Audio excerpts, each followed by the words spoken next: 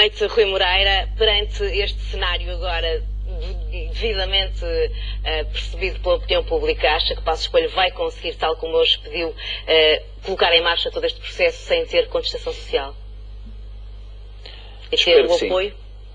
Para já, percebe-se que tem o apoio também do Partido Socialista, creio que o CDS também está de acordo, Fernando Ruas manifestou o seu acordo. Era preciso fazer alguma coisa, não apenas por imposição da Troika. A Troika só veio falar numa imposição que era uma imposição nossa. Há muitos anos que nós sabemos que o modelo que nós temos, a divisão administrativa do país, é uma divisão administrativa que vem do século XIX, que dentro das câmaras municipais a forma como a variação é entendida não faz muito sentido. Portanto, não acredito que seja por aqui que haja grande contestação social. Mas não lhe parece que algumas autarquias que possam vir a perder soberania, porque estarmos a falar em fusão, é falarmos em perda de soberania, se venham a organizar e a criar, ainda com as boas intenções de Fernando Ruas, a criar alguma ameaça, no sentido de não aceitarem, por simplesmente desaparecerem e fundirem-se com outras? É possível que haja alguma oposição das populações. Há movimentos bairristas, mas também tudo depende da forma como os autarcas vão vender este assunto à população.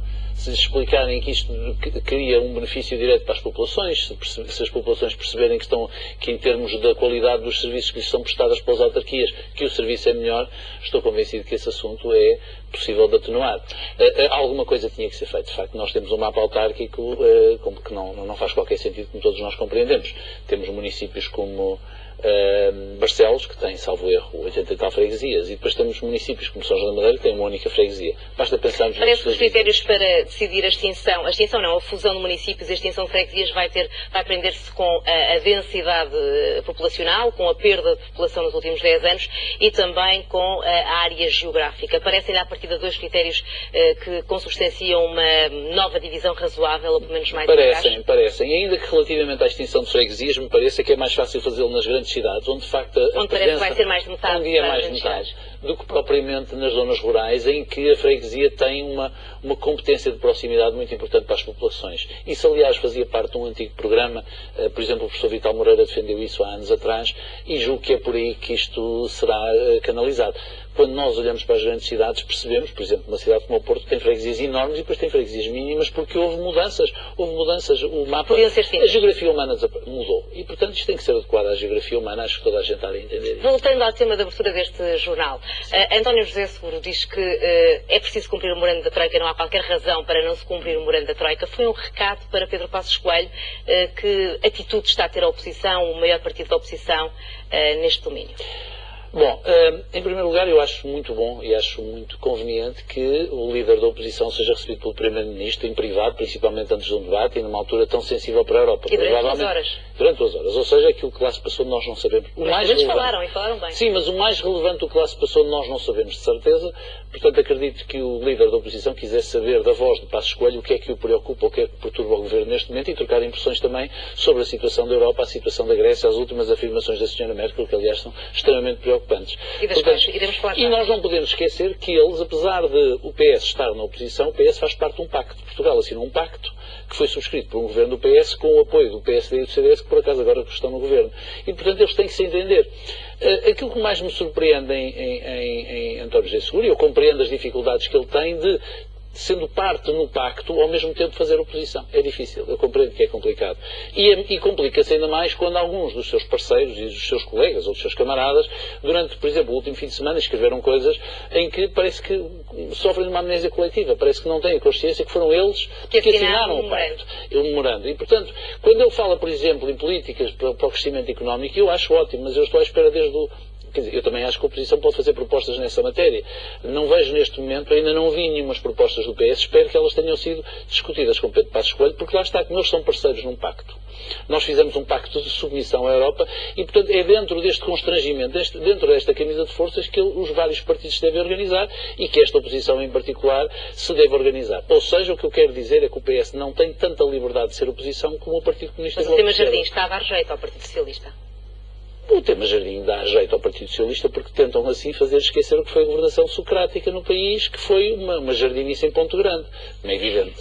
Portanto, as coisas dão jeito. Também dão jeito porque há eleições, também dão jeito, porque no fundo o Partido Socialista tenta colocar Passos Coelho numa dificuldade pelo facto de Alberto João Jardim ser do Partido Social Democrata. Ainda assim, a verdade é que Pedro Passos Coelho disse tudo aquilo que nunca ninguém tinha dito sobre Alberto João Jardim. Fossem socialistas, fossem do PSD, porque como tem sido aliás assinalado, sempre que no Parlamento se fala sobre a Madeira, os partidos têm sido mais ou menos unânimes em permitir a situação de exagero e o rega-bofe da Madeira. No meio disto tudo, creio que o Governo tem uma dificuldade aqui, dificuldade acrescida, que é o facto do Sr. Presidente da República estar muito silencioso. Eu percebo a ida dele aos Açores complicava um pouco a agenda política dele para falar na Madeira, mas ele já voltou, ou pelo menos está para voltar. E há um momento, eu creio que é entre o regresso do Sr. Presidente da República dos Açores e as eleições na Madeira, o Sr. Presidente da República tem que dar aqui um esclarecimento, tem que ajudar os portugueses. Mas Pedro Passos Coelho alguma vez podia ceder ao repto socialista de tirar confiança política a Alberto João Jardim? Eu acho que ele de facto fê-lo. Vamos lá ver. Ao dizer que não vai à Madeira, já está a dizer... Quer dizer, o que é que se espera mais? Ele disse que é um escândalo, disse que é incompreensível, disse que não apoia, disse que não vai à Madeira. O que é que as pessoas querem? António José Seguro está aqui a bater no ceguinho. Não, o António José Seguro naturalmente precisa de tentar fazer com que o eleitorado em geral esqueça aquilo que foi o desvario também da governação no continente. E, de facto, António José Seguro tem o mérito.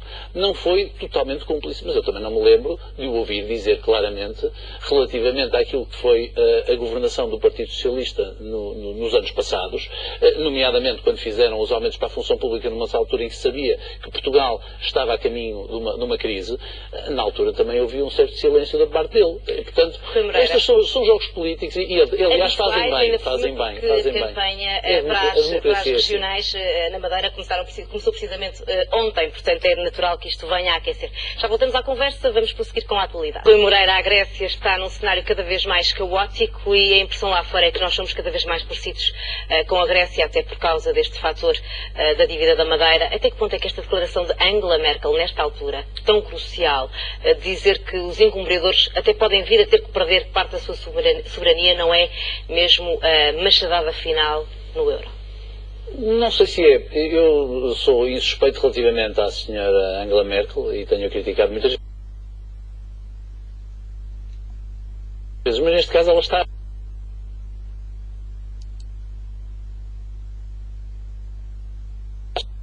Angela Merkel, nesta altura, tão crucial, dizer que os encobridores até podem vir a ter que perder parte da sua soberania, não é mesmo a machadada final no euro?